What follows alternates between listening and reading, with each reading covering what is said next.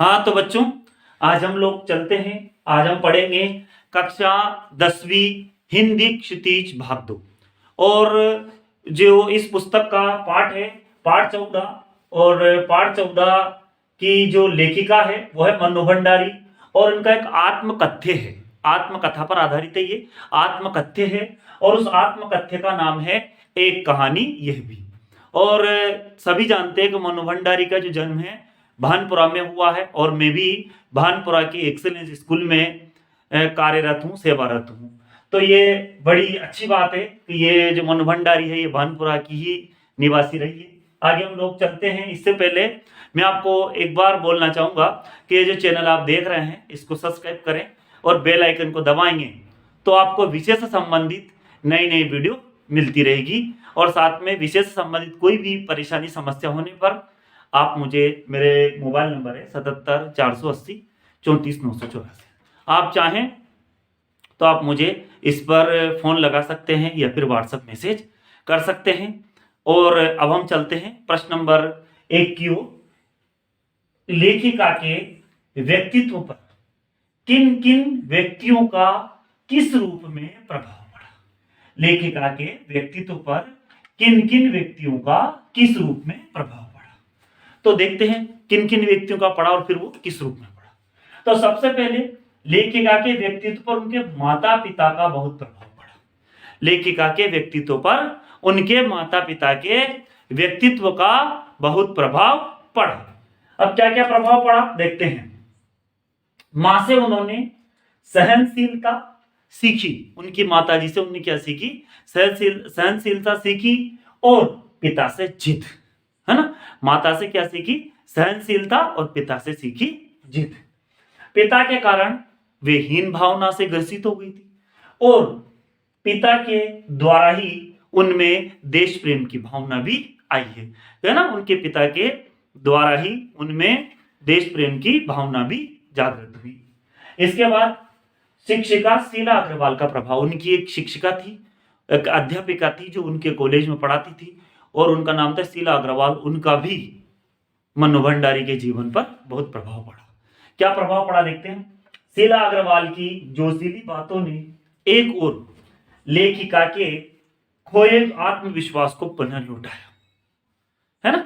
इसके बाद और तो दूसरी ओर देश प्रेम की अंकुरित भावना को उचित माहौल प्रदान किया, जिसके फलस्वरूप लेखिका खुलकर स्वतंत्रता आंदोलन में भाग लेने लगी, है ना। उनके लिए, लेखिका के लिए, मनु भंडारी के लिए शीला अग्रवाल ने उचित माहौल की व्यवस्था किया, उनको उचित माहौल प्रदान किया। इसके बाद प्रश्न नंबर 2 पे चलेंगे। इस आत्मकथ्य में लेखिका के पिता ने रसोई को भटियार खाना कहकर क्यों संबोधित किया? लेखिका के पिता ने रसोई घर को भटियार खाना कहकर क्यों संबोधित किया? तो क्यों संबोधित किया देखते हैं। उनके पिता का मानना था कि चूल्हे के संपर्क में आकर उनकी बेटी की प्रतिभा नष्ट हो जाएगी, है ना। उनके पिता का मानना था कि चूल्हे के संपर्क में आकर उनकी बेटी की प्रतिभा नष्ट हो जाएगी, और रोटी पकाने से उसे देश तथा समाज की समझ विकसित नहीं होगी।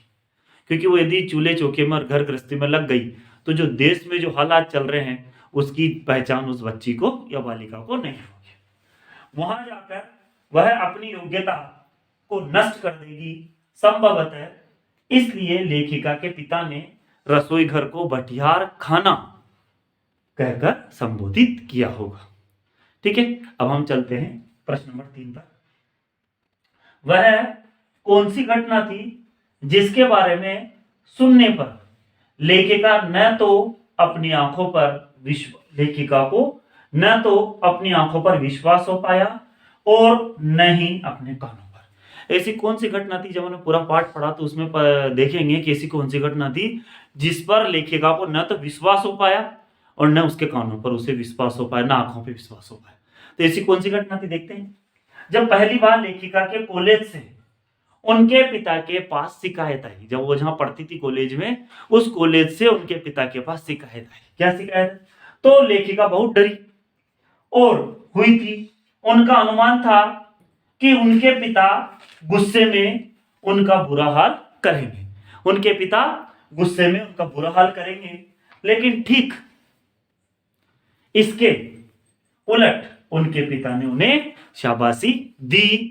और अब हम चलेंगे प्रश्न नंबर 4 की ओर। अब हम लोग पढ़ेंगे प्रश्न नंबर 4 पर आए। लेखिका की अपने पिता से वैचारिक टकराहट को अपने शब्दों में लिखी है। जो लेखिका और उनके पिताजी के मध्य में कई वैचारिक टकराहट थी और उसी टकराहट को हमें अपने शब्दों में लिखना है। यह प्रश्न भी हर प्रत्येक बच्चे को अपने अपने अनुसार तैयार करना है ना। इसका उत्तर सभी का अलग अलग हो सकता है, लेकिन फिर भी मैंने आपके लिए एक उत्तर तैयार किया है। हम देखते हैं क्या है उसमें। पिता लेखिका को देश समाज के प्रति जागरूक बनाना चाहते थे। पिता क्या करते थे? पिता लेखिका को देश समाज के प्रति जागरूक बनाना चाहते थे, किंतु उसे घर तक ही सीमित रखना चाहते थे। जागरूक तो बनाना चाहते थे, लेकिन उसको घर तक ही सीमित रखना चाहते थे। उसके मन में विद्रोह और जागरण के स्वर भी भरना चाहते थे। अपनी जो बेटी है उसके मन में वो विद्रोह, है ना, जो उस समय अंग्रेजी शासन था, तो उस अंग्रेजी शासन के प्रति विद्रोह और जागरण के स्वर भरना चाहते थे, किंतु उसे सक्रिय नहीं होने देना चाहते थे कि भाई वो बस वो मन में विद्रोह हो, जागरण के स्वर हो, लेकिन सक्रिय न हो, तो उसको सक्रिय नहीं होना देना चाहते थे। लेखिका चाहती थी कि वह अपनी भावनाओं को भी प्रकट करे। क्या चाहती थी? कि वह भी अपनी भावनाओं को प्रकट करे। इस तरह से हमने पाठ 14 मन्नू भंडारी को पूरा किया। मैंने आपको पहले बता दिया था कि मध्य प्रदेश बोर्ड की जो नई पुस्तकें हैं उसमें पाठ 10वां है ना, तो मैंने यहाँ 10 भी लिख दिया है, इसलिए आपको कहीं कंफ्यूजन न हो इसीलिए। और साथ में आपको जो भी प्रश्नों के उत्तर आपको यहाँ मेरे लेख में यदि कोई समस्या हो, समझ में ना आए, तो नीचे वीडियो के नीचे डिस्क्रिप्शन बॉक्स में भी आप सारे उत्तर देख सकते हैं। और आप वीडियो पर लगातार बने रहेंगे तो क्या होगा कि साथ में आपको नई नई वीडियो मिलती रहेगी, है ना। और इस तरह से आप लोगों का जो सहयोग है मुझे अच्छी तरह से मिल रहा है। और अब आगे की वीडियो और आगे की जो और नई नई पाठ की वीडियो देखने के लिए लगातार चैनल पर बने रहें। आप सभी का बहुत बहुत धन्यवाद।